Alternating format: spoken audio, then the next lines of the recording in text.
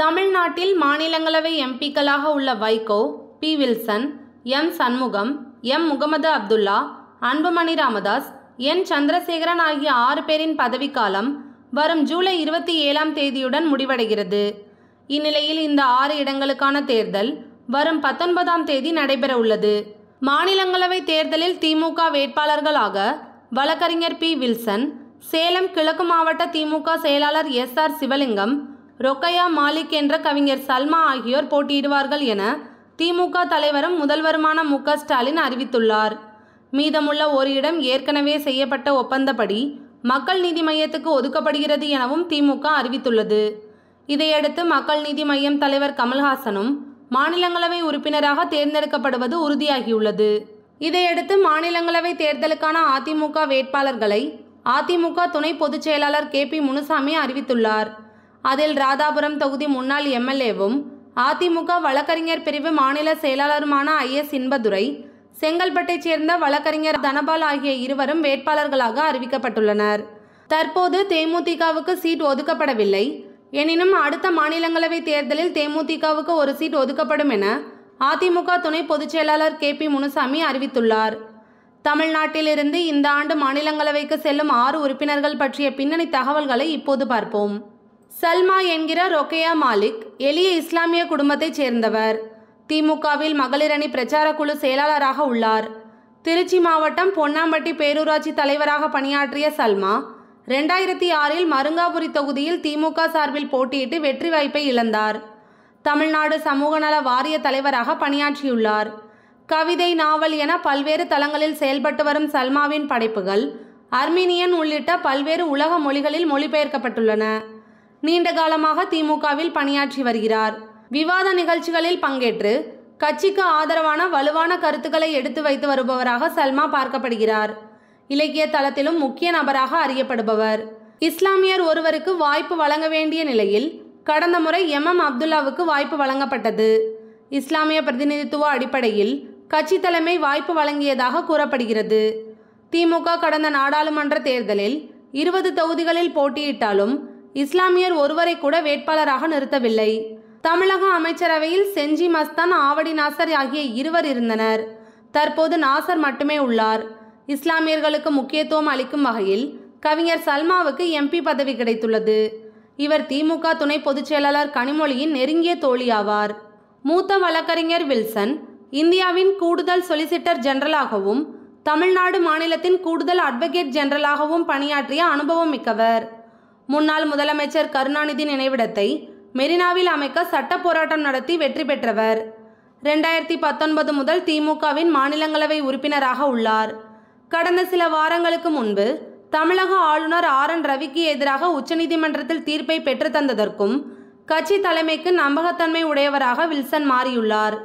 வக்ஃபு திருத்த சட்டத்துக்கு எதிராக மூத்த வழக்கறிஞர்கள் மூலம் உச்சநீதிமன்றத்தில் வழக்கு தொடர்ந்து சாதகமான உத்தரவை பெற காரணமாக இருந்தவர். இதற்காகவே வழக்கறிஞர் வில்சனுக்கு அடுத்த 6 ஆண்டுகள் மாநிலங்களவை உறுப்பினராக தொடர வாய்ப்பு வழங்கப்பட்டதாக கூறப்படுகிறது. இதோடு சிறுபான்மையின கிறிஸ்தவ பிரதிநிதித்துவம் என்ற அடிப்படையில் கிறிஸ்தவ உடையார் சமூகத்தைச் சேர்ந்த வில்சனுக்கு வாய்ப்பு வழங்கப்பட்டதாக கூறப்படுகிறது. சேலம் கிழக்கு திமுக மாவட்ட செயலாளராக இருப்பவர் எஸ்.ஆர். சிவலிங்கம். திமுகவில் 40 ஆண்டுகால கள பணியாளர். முன்னாள் அமைச்சர் மறைந்த வீரபாண்டிய ஆறுமுகத்துக்கு வலதுகரமாக இருந்தவர். 2022 முதல் சேலம் கிழக்கு மாவட்ட செயலாளராக உள்ளார்.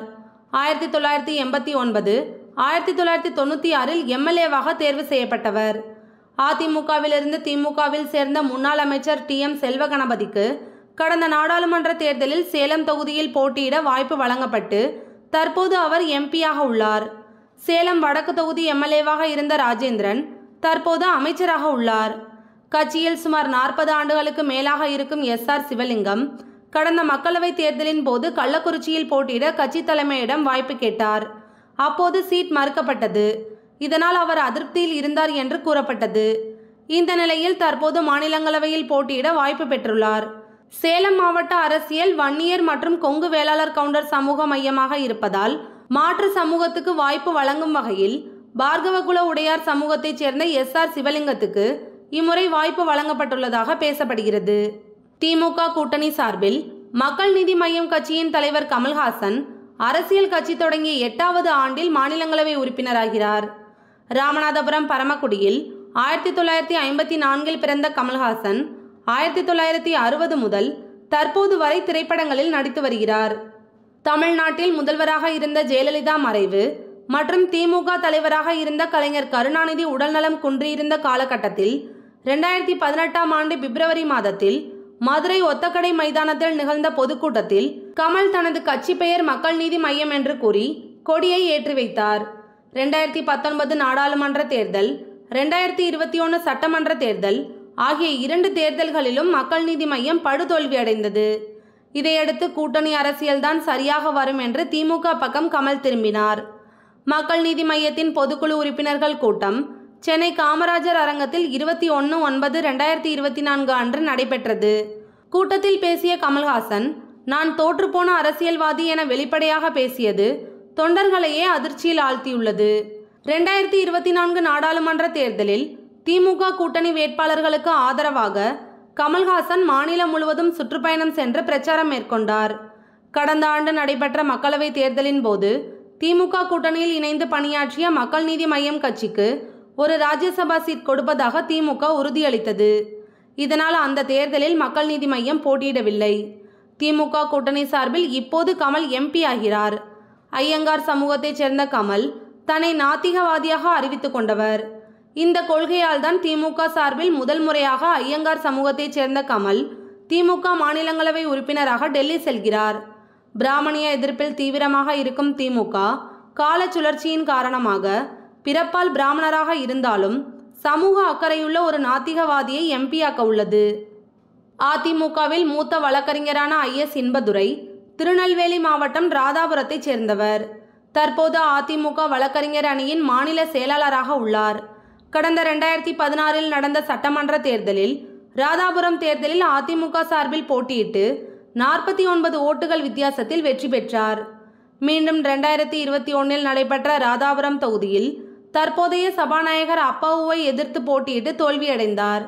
அதிமுகவின் வழக்கறிஞர் அணியின் செயலாளராக இருக்கும் இன்பதுரை அதிமுக பொதுக்குழு பிரச்சினை, இரட்டை இலை சின்னம் உள்ளிட்ட பல்வேறு வழக்குகளில் வாதாடியிருக்கிறார். அதிமுக பொதுச் செயலாளர் எடப்பாடி பழனிசாமியின் நம்பிக்கையை பெற்றவர். வழக்கறிஞர் அணியின் செயலாளராக செயல்பட்டு வரும் இன்பதுரை அதிமுக விவகாரங்கள் தொடர்பான பல்வேறு வழக்குகளில் சென்னை உயர்நீதிமன்றத்தில் வாதாடி வெற்றி பெற்றுள்ளார். குறிப்பாக ஓ பன்னீர்செல்வம், எடப்பாடி பழனிசாமி இடையேயான அதிமுக பொதுக்குழு பிரச்சினை, இரட்டை இலை சின்னம் உள்ளிட்ட வழக்குகளில் இன்பதுரை வாதாடி எடப்பாடி பழனிசாமிக்கு சாதகமான தீர்ப்பை பெற்றார். இதற்கு பரிசாக தான் அவருக்கு ராஜ்யசபா எம்பி சீட் வழங்கப்பட்டுள்ளதாக தகவல்கள் வெளியாகியுள்ளது. அதிமுக பாஜக கூட்டணி உருவான பிறகு சிறுபான்மையினர் வாக்குகள் அதிமுகவுக்கு கிடைக்காது, கிறிஸ்தவர்களுக்கு அதிமுகவில் பதவி வழங்கப்படுவதில்லை என்ற குற்றச்சாட்டு நீடித்தது. மேலும் அதிமுகவின் பொதுச் செயலாளராக எடப்பாடி பழனிசாமி பொறுப்பேற்ற பிறகு அதிமுகவில் மாநில பொறுப்புகளில் நாடார் சமூகத்துக்கு முக்கியத்துவம் அளிக்கப்படவில்லை என்ற புகார்களும் இருந்தன. சிறுபான்மை சமூகம் மற்றும் நாடார் சமூகத்தின் உணர்வுகளுக்கு மதிப்பளிக்கும் வகையில் கிறிஸ்தவ நாடாரான IS இன்பதுரைக்கு எம்பி பதவி வழங்க அதிமுக பொதுச் செயலாளர் எடப்பாடி பழனிசாமி முடிவு செய்துள்ளார். இதற்கு முன்பு அதிமுக சார்பில் மாநிலங்களவை உறுப்பினராக கிறிஸ்தவ நாடார் சமூகத்தைச் சேர்ந்த மனோஜ் பாண்டியன் இருந்தார். அவருக்கு பிறகு தற்போது IS இன்பதுரைக்கு எம்பி பதவி வழங்கப்படுகிறது. அதிமுகவின் மற்றொரு மாநிலங்களவை வேட்பாளர் முன்னாள் MLA தனபால், செங்கல்பட்டைச் சேர்ந்தவர். இவர் MA, ML, MBA, PhD படிப்பை படித்தவர். முன்னாள் MLAவான இவர் செங்கல்பட்டு கிழக்கு மாவட்ட அவைத்தலைவராக உள்ளார். மாவட்ட நிர்வாக குழு முன்னாள் தலைவராக செயல்பட்டு வந்தவர். செய்யூர் தொகுதியின் முன்னாள் சட்டமன்ற உறுப்பினரான வழக்கறிஞர் தனபால் அதிமுக பொதுச் செயலாளர் எடப்பாடி பழனிசாமியின் நம்பிக்கையை பெற்றவர். அதிமுகவில் பதவிக்காலம் முடிவடையும் MP சந்திரசேகரன் அருந்ததியர் சமூகத்தைச் சேர்ந்தவர். இதனால் பறையர் அல்லது தேவேந்திரகுல வேளாளர் சமூகத்தைச் சேர்ந்த ஒருவருக்கு MP பதவி வழங்க வேண்டும் என்று எடப்பாடி பழனிசாமி நினைத்தார். அதன் அடிப்படையில் பறையர் சமூகத்தைச் சேர்ந்த வழக்கறிஞர் தனபாலுக்கு MP பதவி வழங்கப்படுகிறது. அதிமுகவில் கொங்கு வேளாளர், கவுண்டர், வன்னியர், முக்குளத்தோர் சமூகங்களைச் சேர்ந்தவர்கள்தான் அதிக அளவில் மாநிலங்களவை உறுப்பினர்களாக இருந்துள்ளனர். பறையர் சமூகத்துக்கு முக்கியத்துவம் அளிக்கும் வகையில் அதிமுக இம்முறை முடிவெடுத்து அறிவித்துள்ளது.